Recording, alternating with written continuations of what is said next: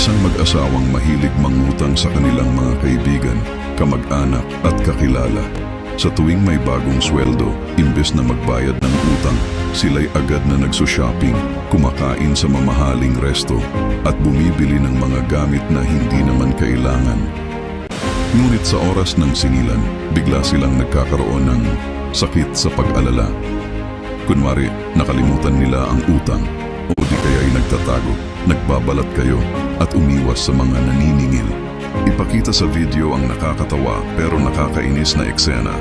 May mga taong naghahabol sa kanila, pero sila'y nagtatago sa likod ng kurtina, sa ilalim ng mesa, o nagpe-pretend na wala sa bahay. Kapag may pera, parang walang problema. Gastos dito, gastos doon. Tila ba walang utang? Sa huli, ipapakita ang irony. Dumami na ang nagagalit at wala nang nagtitiwala sa kanila. Ito ang kwento ng